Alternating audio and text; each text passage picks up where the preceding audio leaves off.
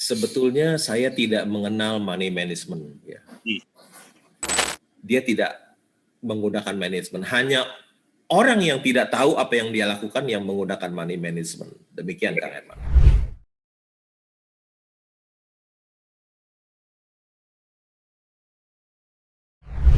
Palo, bagaimana money management Palo ya dalam mengelola portfolio investasi saham? Apakah sama rata atau beda porsi, Pak? Misalkan kalau PER-nya sangat rendah, portonya Palo tuh paling banyak gitu ya. Jadi semakin PER PBV rendah, uang Palo makin besar di saham tersebut.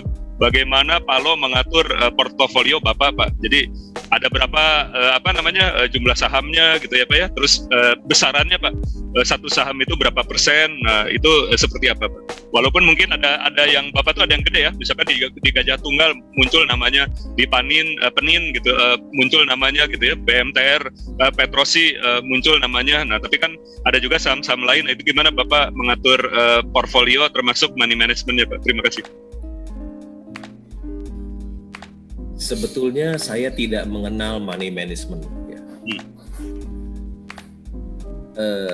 Money management itu mungkin seperti ini ya. Kalau di saham itu, kalau saya punya uang 100, berapa persen saya untuk investasi, berapa persen untuk trading, berapa persen yang harus, berapa saham yang harus saya beli, misalnya 10 saham, 20 saham, atau saya beli saham itu langsung, atau saya bagi 10 kali, seperti itu.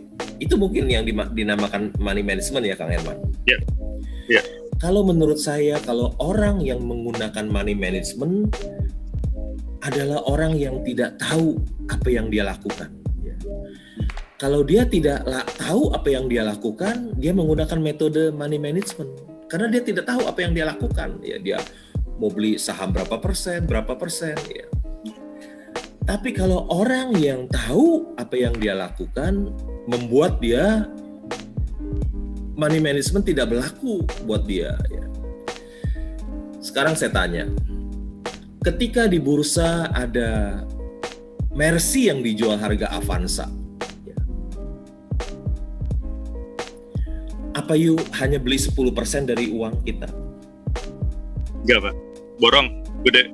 Beli banyak, Pak. Itu artinya Kang Herman tahu nggak pakai money management. Kan kalau nggak satu saham 10% aja, 5%, ya kan? Iya.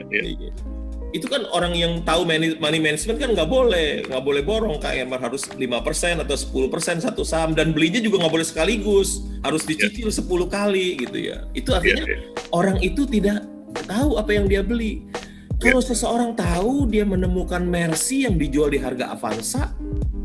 Mercy dijual harga Avanza itu di dunia nyata tidak ada. Ya, itu hanya ada di Bursa Efek Indonesia, di bursa saham. Yang ada Mercy yang dijual harga Avanza. Ketika seseorang menemukan Mercy yang dijual harga Avanza, ya persis seperti Kang Herman bilang tadi, ya dorong duitnya semua, nggak pakai money management lagi. Ya. Kalau dia tahu apa yang dia lakukan, dia tidak menggunakan manajemen. Hanya orang yang tidak tahu apa yang dia lakukan yang menggunakan money management. Demikian Kang Herman. Terima kasih Palo ya. Ya, cukup jelas ya. Palo, terus kemudian ini ada pertanyaan lagi Pak. Palo ini sekarang masih mengakumulasi Tunas Baru Lampung nggak? Terus lebih banyak mana di Tunas Baru Lampung atau di Salim Infomas ya, di Simpe? Dan harga CPO ini lagi turun Pak, gitu ya, karena isu India. Walaupun mungkin ada beberapa insentif dari pemerintah gitu ya. Apakah Palo tetap mencicil beli, menambah atau hold atau jual Pak saham CPO tersebut gitu? Terima kasih Pak. Ini nanya kelapa sawit Pak. Kalau saya sebut sahamnya, nanti sahamnya melonjak gimana Pak? Iya.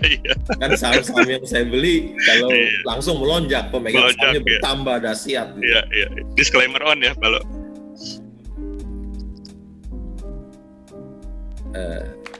Kalau saya membeli saham yang saya beli kan adalah Mercy yang dijual harga Avanza. Kemudian dia turun lagi jadi harga Bajai. Masa saya jual Kang? Saya beli Mercy nih, harga Avanza saya beli, terus dia turun jadi harga Bajai kan, turun lagi. Iya, makin masa dibeli. Saya cut loss? Iya. Harusnya apa? Beli tambah banyak dong. Tambah banyak ya. Tambah banyak, dan kita berpikir positif. Enak ya jadi seorang investor saham. Masa saya nggak pernah minta diskon, dikasih diskon loh. Iya. Saya nggak minta diskon, dikasih diskon ya saya beli lebih banyak. Masa saya jual Kang ya? Atau seperti gini, saya beli Mercy harga Avanza. Tiba-tiba ada orang yang datang ke rumah saya. Misalnya saya beli Avanza harga 200 juta. Tiba-tiba ada orang datang ke rumah saya, Pak, Avanza saya beli 100 juta mau nggak? Terus saya jual, masa? Nggak mungkin kan? Kalau dia turun ke 100 juta, ya kita harus berpikir positif. Investor saham enak loh. Kenapa? Saya nggak minta diskon, dikasih diskon. Ya saya beli lagi lebih banyak. Masa jual, ya kan? Biasanya orang yang teknikal itu yang jual. Ya. Waktu harga mahal, dia nggak jual. Ya. Misalnya harga saham A 500. Oh kalau 500 kamu jangan jual. Nanti kalau dia turun di bawah 400 baru kamu jual. Ya. Waktu mahal kamu jangan jual. Waktu paling murah kamu jual gitu.